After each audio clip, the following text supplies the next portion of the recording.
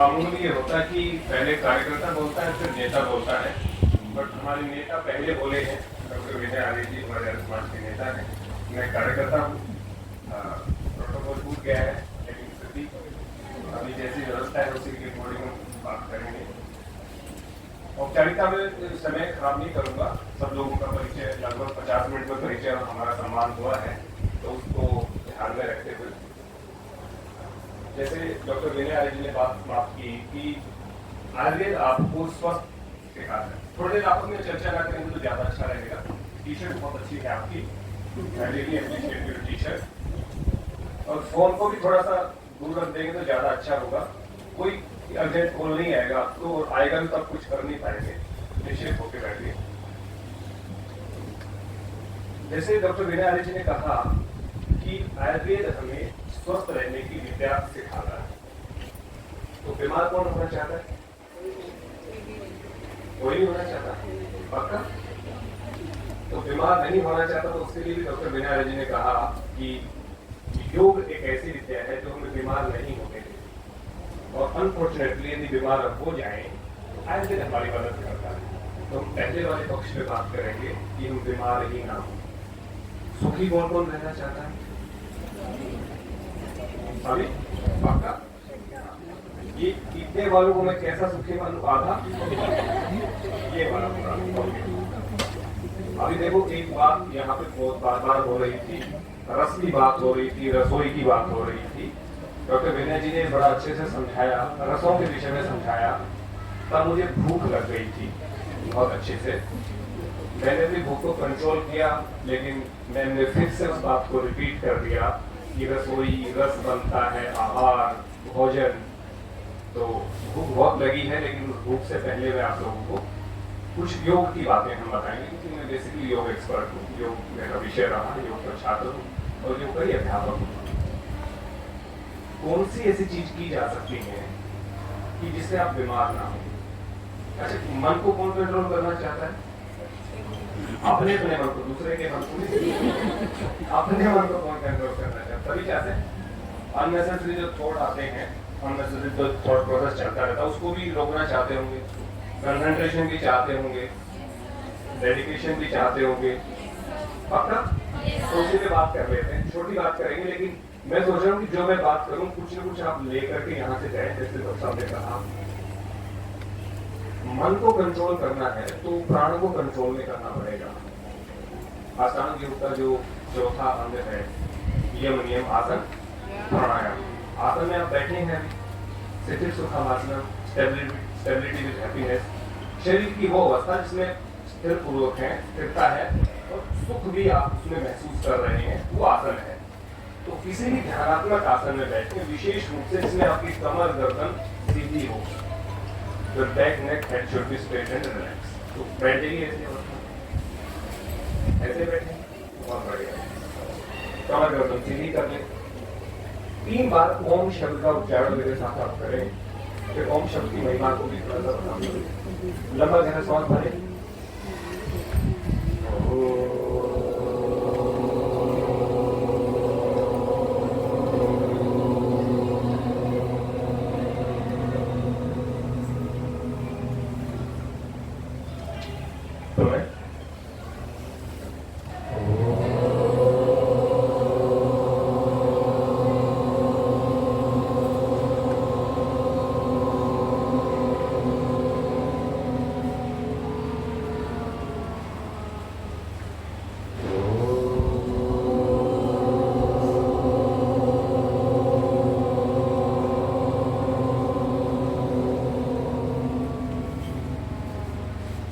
बार पवित्र ओम शब्द का उच्चारण हमने किया। तो ओम शब्द किसका नाम है? हम सबका कोई नाम है। तो ईश्वर का जो नाम है वो ओम है, मुख्य और निज नाम ओम है। तो ईश्वर क्या है? थोड़ा सा योग दर्शन से हम बात करें तो क्लेश कर्म विपाक आश्रय अपरामृष्ट है, पुरुष विशेष ईश्वर। ईश्वर क्या है? जिसमें क्लेश नहीं है। क्लेश क्या है? अविद्या, अस्मिता, राग, ये हम सबने भरे पड़े हैं। ईश्वर के लिए नहीं है, ईश्वर से रहित है। कर्म, हम यदि योग दर्शन की बात करें तो शुक्र कर्म, कृष्ण कर्म, शुक्र कृष्ण कर्म और शुक्र है कृष्ण कर्म होते हैं। ईश्वर इन सबसे भी रहित है। गीता में कहें तो कर्म विकर्म अकर्म इन सबसे ईश्वर रहित है। विवाह यानी कि कर्मों का जो फल मिलता है, जब कर्म ही नहीं करेंगे तो फल कहाँ से मिलेगा, उनसे भी रहित है। और अच्छे कर्मों के अच्छे संस्कार बनते हैं, बुरे कर्मों के बुरे संस्कार बनते हैं। तो वो जो कर्म ही नहीं किया, उसका फल ही नहीं मिला, तो संस्कार कैसे बनेंगे। और हमारी आत्मा जो ट्रेवल करती है वो संस्कार उसके साथ ट्रेवल करते हैं, आत्मा के साथ संस्कार ट्रेवल करते हैं। तभी हमारे कहते हैं पूर्व जन्म के संस्कार हैं। जैसे मैं अपने विषय में कहता हूँ कि जितनी भी मेरे अंदर अच्छाई है या जो मैं आज जहाँ हूँ, उसके पीछे महर्षि दयानंद सरस्वती जी का ही योगदान है, आर्य समाज का योगदान है। और जितनी बुराइयां हों, मेरे पूरे जन्म के संस्कार बने होंगे, कोई जो बुराई के रूप में अभी होंगे, जिनको दूर करने का निरंतर मैं प्रयास करता हूँ। तो ईश्वर इन सबसे रहित है। और पुरुष विशेष, पुरुष आत्मा के लिए हुआ है, तो पुरुष यानी आत्मा हम है। तो पुरुषों में भी सबसे विशेष जो है, विशिष्ट जो है, वो ईश्वर है।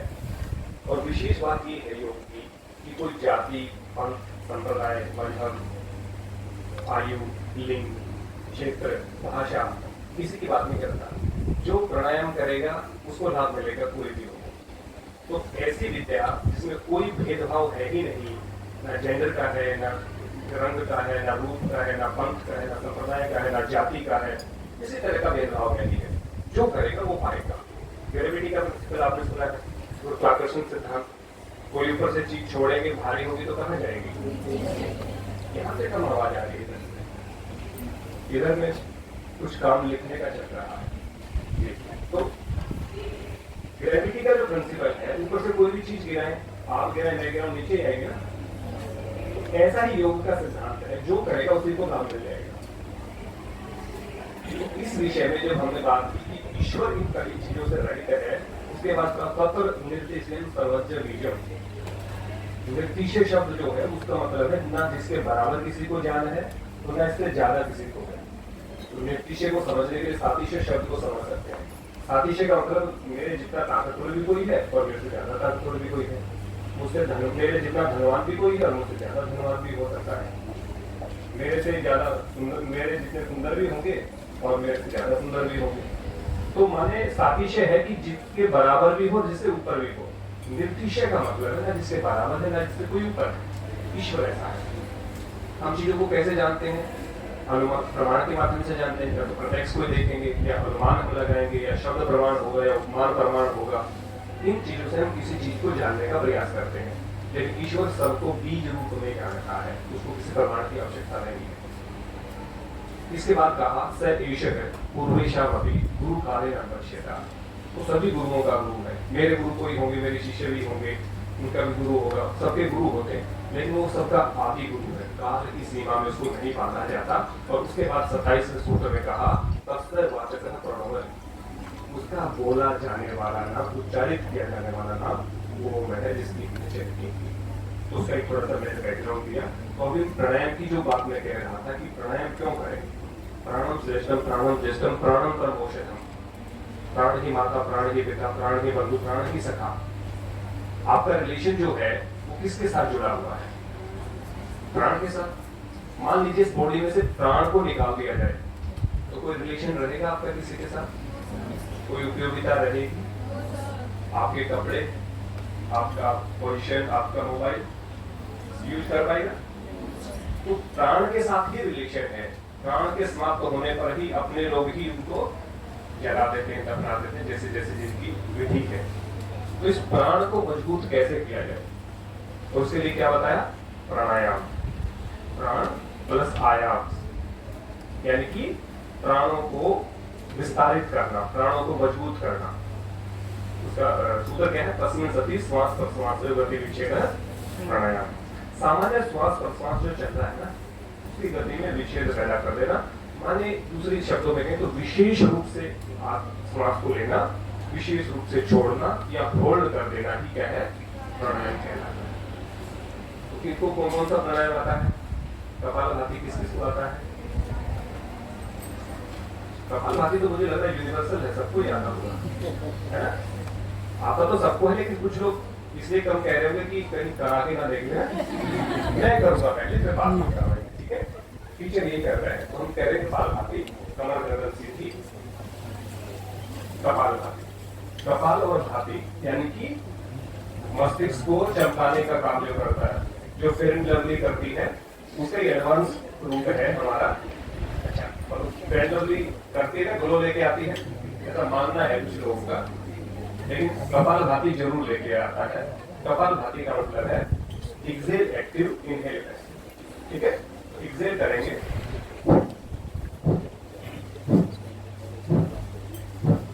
एक सेकंड में एक बार एक्सेल करना है, करिए। ठीक है, लाभ उसी को होगा जो करेगा। सुनने वाले को जानकारी बहुत सारी हो सकती है, जानकारी तो हमारे फोन में भी बहुत सारी है, किताबों में भी बहुत सारी है। बोलने से नहीं, नाक से श्वास बाहर फेंकना है, आवाज नहीं। Very good. और स्माइल होनी चाहिए फेस पे। स्माइल भी ग्लो को क्रिएट करती है, क्योंकि आसन की परिभाषा है सिर्फ सुखमासन। आप आसन में बैठे हैं, स्टेबल तो है, तो सुख को कौन रिप्रेजेंट करता है? हमारी स्माइल। कपाल भाती की बेनिफिट बता दूं तो सब करोगे पक्का? अच्छे वाला बता दूं? ये तो केवल गुरु है। अच्छा, आपने देखा होगा हमारी लेने की प्रवृत्ति है, छोड़ने की प्रवृत्ति होती नहीं है। इसमें छोड़ने की बात कर रहा हूं, तो जोर पड़ता है ना, बाहर छोड़ रहे हैं। लेने का प्रयास तो नहीं कर रहे, लेकिन स्वतः ही आ रहा है। आने का फायदा आप दोनों को नुकसान होने वाला है। आप जो दोनों राइटिंग का काम कर रहे हैं, आपको नुकसान होने वाला है। तो बहुत बड़ी बात बता रहा हूँ, मेरी 7 साल की रिसर्च की बात मैं बताना चाह रहा हूँ, उसको सीरियस होकर सुनने बड़ा अच्छा रहेगा। 14,000 किलोमीटर दूर से आया हूँ, थोड़ा सा समय है मेरे पास, तो मैं चाहता हूँ सबको लाभ मिले, है ना। मैंने लाभ लिया तो मैं सोचा आप लोगों को भी दे दूँ। ठीक है, कपाल भाती का लाभ सुन लो, उसके बाद अच्छे से काम करवाओगे आप लोगों की। आप रिस्पॉन्डिंग पावर तो पता होगी ना, रिस्पॉन्ड करना, बॉडी माइंड और बॉडी रिस्पॉन्ड करती है, तो पता ही होगा ना। बहुत सारे लोगों को हॉस्पिटल में जाने का मौका मिला होगा, मुझे भी मिला है, और किसी को देखने के लिए भी। मेरे चाचा जी एक बार एडमिट थे, तो उनका लीवर का प्रॉब्लम था, तो बाहर श्वास को छोड़ रहे हैं और ले नहीं रहे, तो एकदम से आ रहा है ना, तो बॉडी को ये पता है जीने के लिए इस प्राण को अंदर लेना ही पड़ेगा, तो बॉडी रिस्पॉन्ड कर रही है, एक सेकंड में रिस्पॉन्ड कर रही है। इस रिस्पॉन्डिंग पावर को कंटिन्यूटी में लेकर आने के लिए, यदि आप चाहते हैं कि ये रिस्पॉन्डिंग पावर आपकी बढ़ी रहे, अनफॉर्चुनेटली कभी भी आप गिर गए, बेहोश हो गई, कोई दुर्घटना हो गई और बॉडी रिस्पॉन्ड नहीं कर रही, आपको ट्रीटमेंट के लिए, तो बॉडी का रिस्पॉन्ड करने की आदत यदि आपने शुरू से डाल रखी है आपने, यदि आपके मन में बॉडी को रिस्पॉन्ड करने का काम है, जो कि कपाल भाती से ही शुरू होता है, तो निश्चित रूप से आपकी बॉडी रिस्पॉन्ड करेगी। जब आप किसी ऐसी अवस्था में होंगे जब आप अचेत हैं, आप चेतन अवस्था में नहीं है, तो आपकी बॉडी रिस्पॉन्ड करेगी और आप बच जाएंगे। यह छोटा लाभ है, ये किसी पुस्तक में नहीं मिलेगा, ये मेरा खुद का रिसर्च है कि जब तक आप कपाल भाती का अभ्यास नहीं करते, बाह्य प्राणायाम का अभ्यास नहीं करते, तब तक बॉडी की रिस्पॉन्डिंग जो पावर है, रिस्पॉन्ड करने की, वो न्यून रहती है। और जो नियमित रूप से कपाल भाती और बाह्य प्राणायाम का अभ्यास करता है, उसकी बॉडी रिस्पॉन्ड करती है। इसलिए कपाल भाती आप लोगों को करना चाहिए। पेट कम हो जाएगा, बिल्कुल हो जाएगा। डाइजेस्टिव सिस्टम अच्छा काम करेगा, बिल्कुल करेगा। फेस पे ग्लो आ जाएगा, बिल्कुल आ जाएगा। सारी चीजें होंगी, लंग्स की कैपेसिटी बढ़ेगी, बिल्कुल बढ़ेगी। पेट कम हो जाएगा, बिल्कुल हो जाएगा। ये साइड बेनिफिट्स हैं, इनको मुख्य मत मानिए। मुख्य क्या है? बॉडी की रिस्पॉन्डिंग पावर को बढ़ाना। यदि आप बॉडी की रिस्पॉन्डिंग पावर को बढ़ाना चाहते हैं तो कपालभाति करिए, तो आप बाह्य प्राणायाम करिए। इसलिए मैं कह रहा था बहुत इंपॉर्टेंट चीज है, इसको मिस मत करना। कपालभाति आपकी बॉडी की रिस्पॉन्डिंग पावर को बढ़ाता है, बाकी सारे बेनिफिट तो मिल ही जाएंगे। तो चलिए मिल करके एक अभ्यास साथ में करेंगे कपालभाति करके। जब तक श्रद्धा नहीं होगी, श्रद्धावान लभते जानम, गीता कहती है, जिसके अंदर श्रद्धा नहीं है वो ज्ञान को प्राप्त नहीं कर सकता कभी भी। और आप सभी स्टूडेंट हैं, ज्ञान प्राप्त करने के लिए ही कॉलेज में आए हैं। तो जैसे कि डॉक्टर विनय जी ने कहा कि भारत विश्व गुरु था, बिल्कुल था, है नहीं, हो सकता है। कोई कहे कि भारत विश्व गुरु है, ये सेंटेंस गलत होगा। था सेंटेंस बिल्कुल ठीक है और हो सकता है ये भी बिल्कुल ठीक है। तो भारत को विश्व गुरु बनाने के लिए, जैसे कहा कि अंग्रेजों ने हमारे विश्वविद्यालय जला दिए, कॉलेज जला दिए, आज तो पालक से कॉलेज है हमारे पास, सारी फैसिलिटीज हैं। तो आज फिर विश्व गुरु बन सकते हैं, और उस विश्व गुरु बनने के लिए सबसे पहले स्वस्थ रहना जरूरी है। स्वस्थ रहोगे तो ही आप कुछ कर पाओगे। चाहे खेल का क्षेत्र हो, चाहे पढ़ाई का क्षेत्र हो, चाहे समाज सेवा का क्षेत्र हो, चाहे राजनीति का क्षेत्र हो, इसलिए आपका स्वस्थ रहना बहुत इंपॉर्टेंट है। आपकी बॉडी की रिस्पॉन्डिंग पावर सही रहना बहुत इंपॉर्टेंट है, उसी के लिए मैं काम कर रहा हूँ। तो इसलिए कहना श्रद्धावान लभते जाने, जब तक श्रद्धा नहीं होगी, और श्रद्धा हम कहाँ से लेके आते हैं? बेनिफिट से मिलती है ना, कि मुझे जो चाहिए वो मिल रहा है तो मैं काम करूंगा। तो चलिए कमर गर्दन सीधी करके पूरी श्रद्धा भाव के साथ कपालभाति करेंगे। कमर गर्दन सीधी, एक्सेल एक्टिव, इनहेल पैसिव।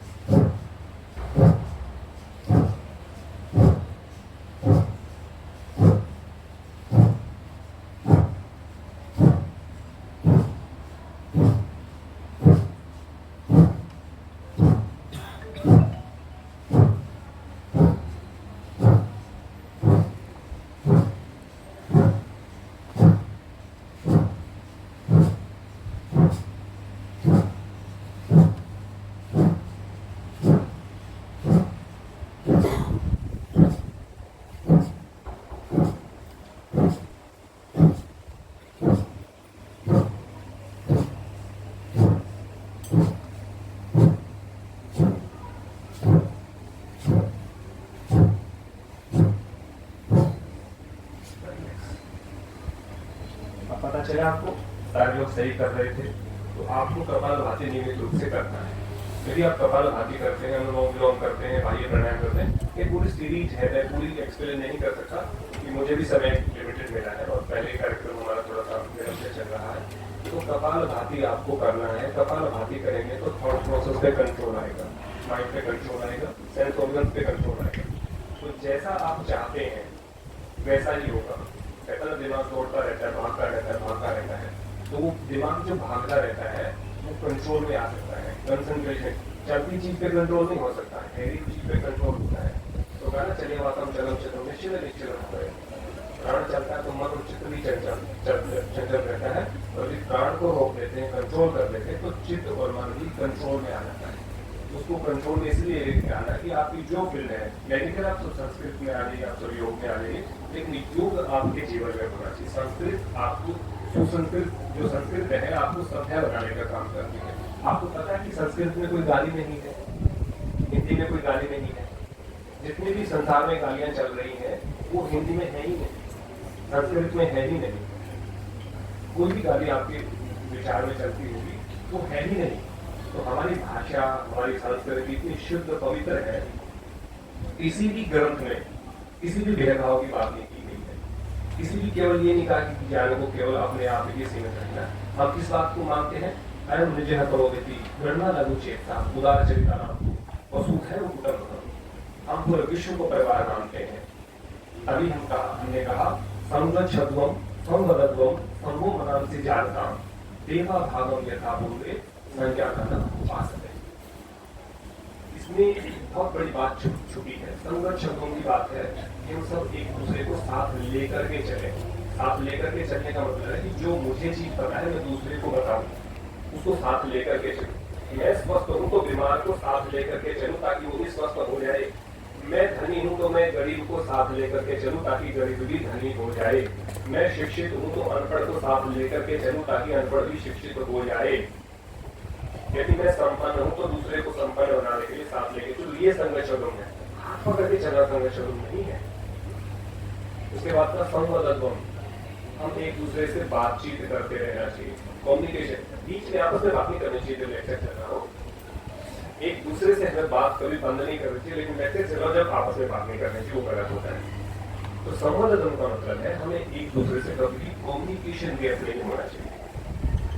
यदि डॉक्टर रमेश जी से कम्युनिकेशन गैप हो गया, डॉक्टर विनय जी से कम्युनिकेशन गैप हो गया, तो बीच में कोई भी व्यक्ति कहेगा सोमवीर आपके बारे में ये बात कर रहा, डॉक्टर रमेश आपके बारे में ये बात कर रहे थे, मैं वेरीफाई नहीं करूंगा और मैं मन में विकार पैदा कर लूंगा। तो कहा कभी भी कुछ भी बात हो, कभी भी बातचीत बंद नहीं करनी चाहिए, डायलॉग कभी बंद नहीं होना चाहिए, बातचीत के दरवाजे हमेशा खुले रखने चाहिए।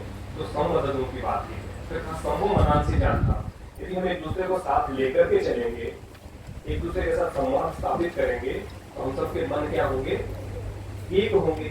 तो कहा देवा भागम यथा पूर्वे संज्ञानान उपासते। जिस प्रकार हमारे पूर्व ने काम किया, जिस प्रकार हमारे जो ऋषि मुनि हैं, जिस प्रकार हमारे साधु संत हैं, उन्हीं की तरह हम भी पूजित होंगे, उन्हीं की तरह हम भी प्रतिष्ठित होने का काम करेंगे।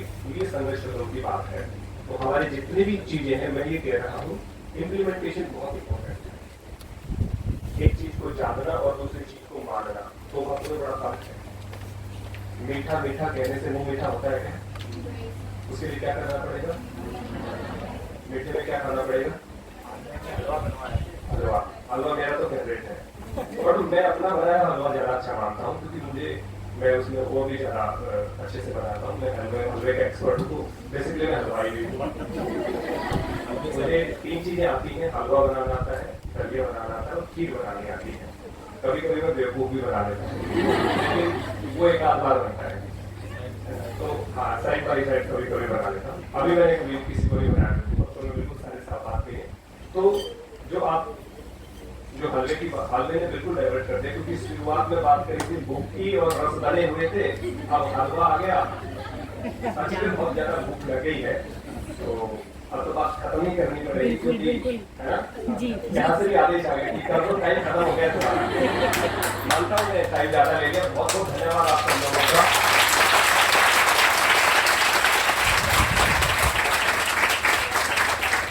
आप लोगों ने इतनी इत्मीनान से सुना, जैसे डॉक्टर विनय जी ने कहा था कि समय बहुत उपयोगी है, और आप सब लोगों ने समय दिया। और विशेष रूप से 2 लोगों को मैंने टोका, उसके लिए माफी चाहता हूँ। उसके बाद उन्होंने समय दिया, उसके लिए और विशेष रूप से आभार व्यक्त करता हूँ आप लोगों का। मजा आता है उसके बाद जब तारतम्यता होती है ना, ध्यान का सूत्र है ना, तत्र प्रत्येक तानता ध्यान, तो एक तानता बनी रही श्रोता और वक्ता में, तो बहुत अच्छा लगता है। आप सबकी दीर्घायु और आरोग्यता की कामना करता हूँ परमात्मा से, और आप सब लोगों ने मुझे धैर्य पूछना, इसके लिए बहुत बहुत धन्यवाद। जय हिंद, जय भारत।